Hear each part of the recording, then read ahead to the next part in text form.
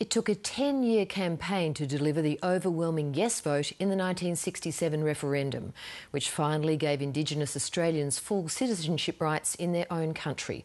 Almost half a century on, an expert panel has called for more changes to the Constitution to promote the advancement of Aboriginals and Torres Strait Islanders and rid it of any remaining racist sections. Despite bipartisan support for the idea that the nation's guiding document should acknowledge Indigenous Australians, critics warn the current proposal is so dangerously complex the referendum will be doomed to failure, and with it much of the impetus for change which began with an extraordinary campaign by Indigenous activists in the 60s. Deborah Cornwall reports. You can't trust a bloody blackfellow, no matter where he is, see?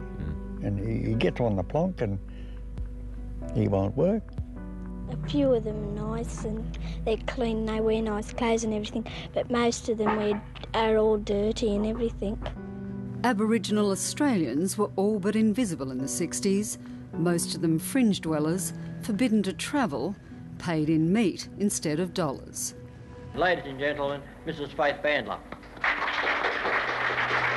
It was in this climate Faith Bandler, a daughter of a South Sea Islander slave, began pressing a simple proposition for equal citizenship rights.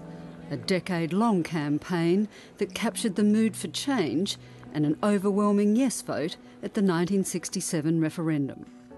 The eyes of the world are on Australia. I couldn't believe it. Couldn't believe it. I didn't think that people cared that much about it.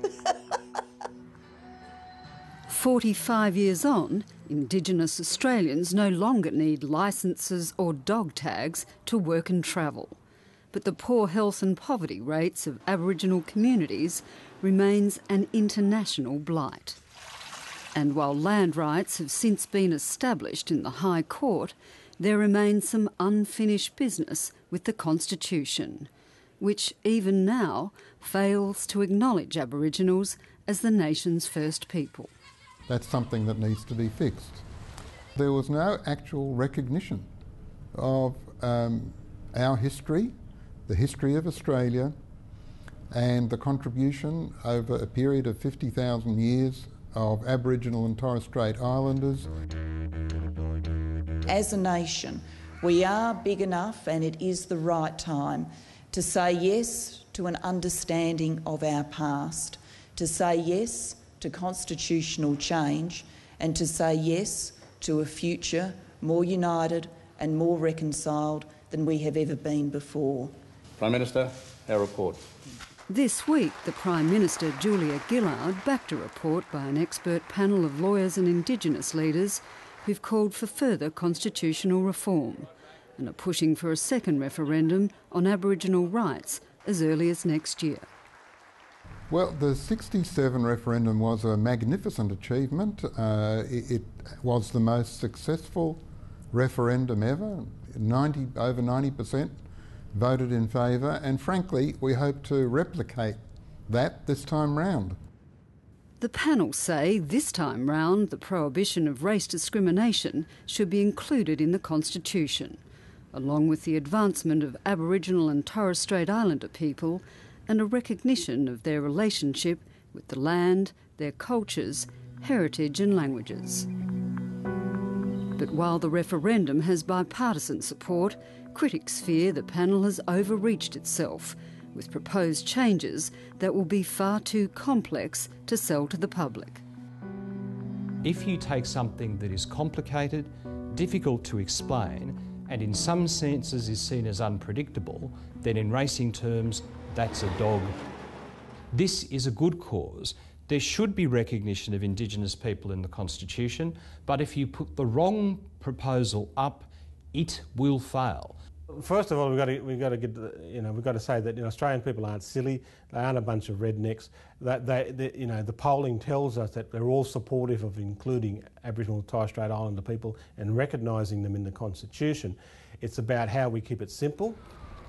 The most contentious proposal is to include a provision in the Constitution that prohibits race discrimination, a move constitutional lawyers say is unnecessary given Commonwealth and state anti-discrimination laws. and creates unpredictable and potentially dangerous results. This committee has effectively gone beyond its brief and said, well, what we'd like is a whole provision guaranteeing against discrimination on the grounds of race, ethnicity and colour.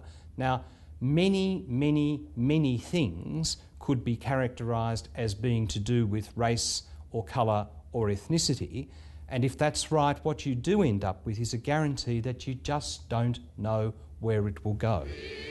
Once it's in the Constitution, it effectively cannot be changed. It's a long way from the heady days when Faith Bandler, the Freedom Riders and the Wave Hill mob led the push for a new order for Indigenous Australians, with the direct appeal to the hearts and minds of the nation. Vote yes, give them rights and freedoms just like me and you. Vote yes for Aborigines. This time round, it'll be up to the government to roll out an education program explaining the referendum, with the panel's recommendations as the starting point. Obviously, you know, it would be diabolical to put up something that everybody knows the Australian public just aren't going to go for, because can you imagine the damage that's going to do to young Aboriginal people? In which case I think that you would pull it back and you would go for something a lot simpler, because the idea is that you reflect the mood of the country and where the country's at.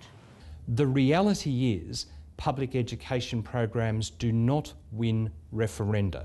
We learned that at the Republican exercise.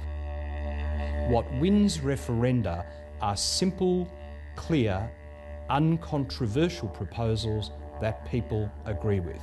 And that's what we have to have on Indigenous recognition.